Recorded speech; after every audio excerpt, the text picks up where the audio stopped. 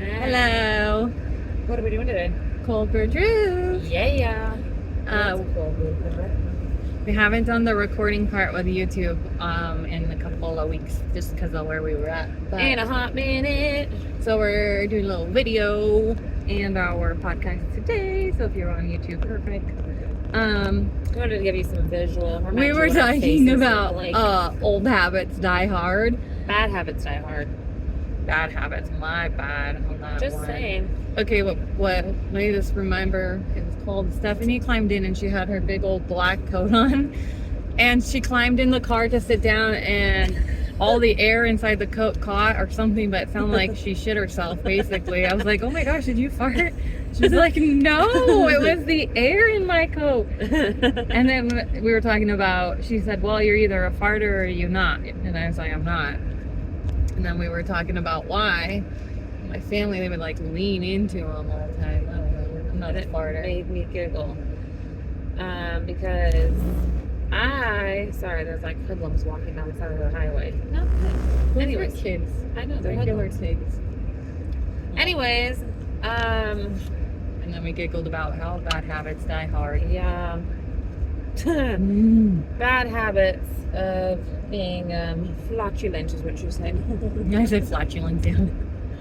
And it makes me giggle because, in fact, actually earlier I just made a comment about our market update videos that we do with my dad. For work. I said our dad, with my dad. Each And work. for work, I was like, I'm surprised I've never accidentally burped on one of these because it would not be unlike me to just. I had a good let push one the go. other day. I will burp in front of people and it's not an accident. Those ones I guess let go. Sometimes you just can't help it though, I guess. Totally. No. What other bad habits though did we get to chatting about? Yeah, so many fun ones. Oh, well, reason why we talk about bad habits a lot is, well, because Stephanie and I are like anti, but then we know we're really good about making healthy habits, and then we're really, really stubborn about making sure we don't have bad habits. Like, hence when we had given up drinking. You know, this year will be 3 years. I know, I was thinking about that. And this year, 3 years since I quit drinking. And then bad habits, sleeping in, hitting the alarm. Now, okay, so this is why I came up with the reading, I think. It's because I know my body, when the alarm goes off, I'm not ready to jump up and get after my day. I know I'm going to hit that snooze, and I know I'm going to lay there for 30 more minutes just because that's what my body requires. So I knew that was one of my bad habits. So what I did is I'm still allowing myself that 30 minutes because, let's be honest, it's going to be there. But now, instead of just laying there hitting snooze, I turn the alarm off and then I read for the next 30 minutes. it's funny that you say that because I You read in can. the morning too. Yeah, I could jump out of bed right away, but I made myself create a new habit, which I found to be a healthy habit, where when my alarm goes off, I don't hit snooze. I mean, I do, but I don't go back to sleep. But what then I do is I open up my phone and I go to my Bible app, and then that way I read it every single day, which I was really bummed because for some reason it didn't count it the other day when I did that. And I don't know why. So you didn't get a new one? No, so it started everything all over again, and I was like at 356 something like days in a row, and I was like, meh. And I just like to see that number. I know. Not that it really matters, because I know in my head I'm like, well, I know I'm doing what I'm supposed to be doing, but technology. For your counter purposes, you like that? Yes. Yeah. But bad habits that we do have sometimes, like, they're honestly just like childhood adaptive behaviors that were just learned and carried on throughout the years. And I keep running into this. I know what mine is. And it just like, I don't know, it's a certain awareness that you hit in life, I guess, where either you continue on with those bad habits or you finally get to the point where you're like, fuck this shit. Some of them do die hard though. Oh, so incredibly hard. Like mine, I will just be very honest. Mine was always the being late and sleeping in, because but that was a habit that I had from a very young childhood, and that did not switch over until, like, honestly, 2016 when I became self-employed, and I went the sleeping and in did a part? program. Oh yeah, like we're talking like I did not like to get up before 9 a.m. Anything above that was insane. Especially what's weird about that is because I worked at coffee stands, and you would think that you would, you know, get up early. Morning. No, I had to when I was a barista. I mean, I had to, but it didn't mean that I didn't struggle and like I hated my life. And I'm sure it's probably always coming in hot, like, you know. The late part, I think you're working on still. What's weird is like that's only like midway through the day. Everything else I'm fine for. Yeah, you do good with your morning classes and stuff. Yeah. You do all your mornings. It's when I get, if I have too much downtime, I get to lollygagging, and then the squirrel brain kicks in, and then I'm like, oh, I can get this done and this done and this done. Cleaned her dog door the other day. I was working. So random. She was working, I guess. A little nesting going on there. A little bit. Do you know where we're going? Not exactly. I was gonna say that's on my phone. Oh yeah, I can just look it up though. I just need the address. Yeah. But yeah, so the other thing that happens is like with those childhood like adaptive behaviors, some of them are really good habits, and then like I said, some of them are not such great habits. I feel like we turned left here. Yes, I do know that portion of it. It's 3-7. I know. I was like, wait a second. Sorry guys, pause for a second. We're multitasking. We multitask for everything. We actually do, you know, have day jobs. So right now we're on our way to go look at a property. So we're just, yeah. We use driving as a lot of time because for real estate you do drive a lot. Let's just be honest. And so that's why we record actually in the car. If anyone ever wondered, they're like, why are you guys always recording in the car? Well, that's why, is because we do this for fun and for our mental health and stability, and so we do it in the car. We don't have enough of you subscribers yet, so can you guys help us get on that, and then we can actually monetize this somehow? We don't really know what that means or how to do it. That is a goal. Yeah, let's do that. It's a goal. I'm not gonna lie. And I don't have service, so we're gonna have fun. We're gonna figure it out. I had it on my map. It's just on this phone. It's whatevs. But anyways, so the other thing that I have found with childhood adaptive behaviors is oftentimes they're generationally accepted still. So if you still actively participate with your family members, like oftentimes it's that pressure that comes into play with why then people like oftentimes don't make their changes. Oh yeah, I know where we're going. Okay, perfect. Well, okay, so one of my bad habits that I'm working on that I've become aware of, I guess I didn't know it was a bad habit or something that may be generational passed down, is I've known I was stubborn, but I didn't realize how difficult I am when it comes to allowing people to help me. I'm really, you're kind of bad at this one too. I know, that's really bad at letting people help me. I always thought that that was a positive trait. Like, I am strong-willed. I can do it. He, man, woman, over here, whatever you want to call it. Just being very independent and being able to figure things out. Like, it seems like a good thing because it is a good thing, but then there's a time and point in life where it's like it almost kind of like... It starts to hinder you a little bit, and it is a bad habit because, like, for just a prime example, hey, let me carry that for you. Oh, no, I got it. I was in a car accident like a month ago. Should I be carrying certain things? No. Should I let somebody help me? Yeah. Am I stubborn? Yeah. She's got herself in a condition over here where she shouldn't be lifting things. I can do it. If someone offers you the help, if your sister's like, hey, let me carry that, let her have some importance. Let her help you carry it. Give yourself a break. It just almost feels weird to take help or accept help or even ask for help sometimes, because to me that means I'm vulnerable. Like, or you're a burden. That's mine. I don't want to be a burden. That goes to childhood stuff though, if people pressing that, or even adulthood actually. I know for a fact that goes generations deep for my family, being the independent type, like not wanting to ask for help. Like, my mom's that way, my grandma's that way, my great grandma was that way. Like, I mean, they should get shit done. Like, don't get me wrong, just like I do. But at the same time, like, It can hinder you to an extent, for sure. Well, I've also found myself at different points in life where I look at other people and I'm like, dude, how do they get so much help? Like, We said that the other day. We were like, why don't we put our hand out more often?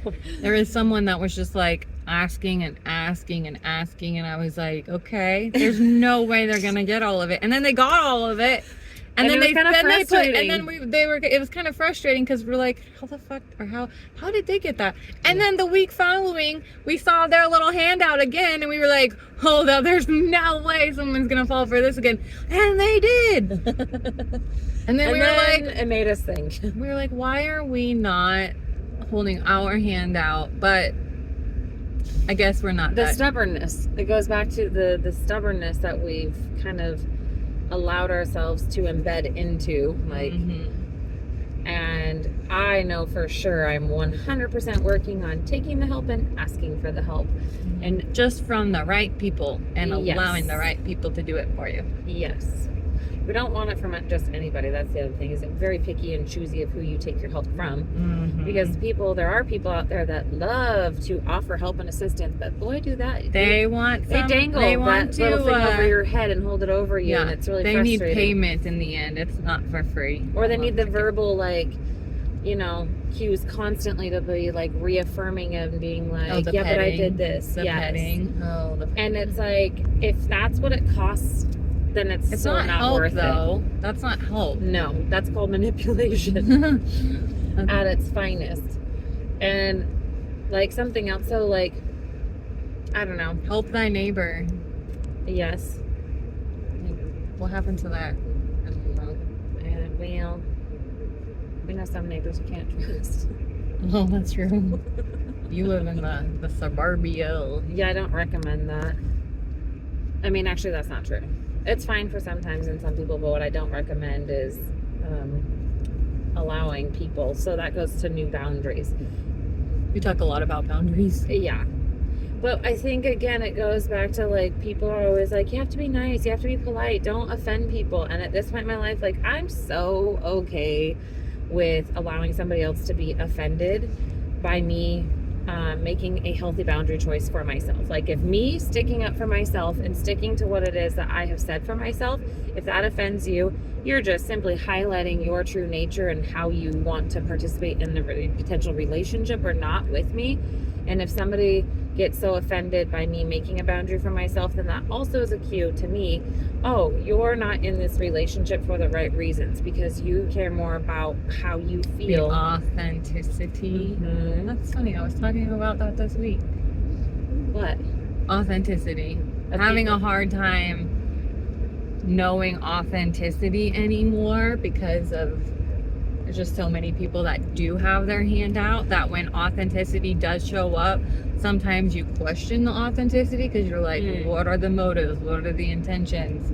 I guess I have a really hard time deciphering, authenticity within people anymore. I think it just takes time, and I really think that it also takes life experiences. And like we've, talked about numerous times, like there's a lot of you know why I think I have the problem with authenticity is because I've been shown too many times how unauthentic people are. And then, like, there's a reason. Yeah, there's a reason that you have that judgment call there in the first place. And then you have to rethink to yourself, why is my judgment this way, towards this individual? And then that kind of helps lead you down the path of authenticity. Is if you don't know the person at all and you have nothing to go off of and you're just getting a weird feeling, that's one thing. But I think it's Lakeside Road. Just kidding, not that one. Sorry, we did this last time. It was like one word off. What was it? One of them was remember we were like way on the wrong one.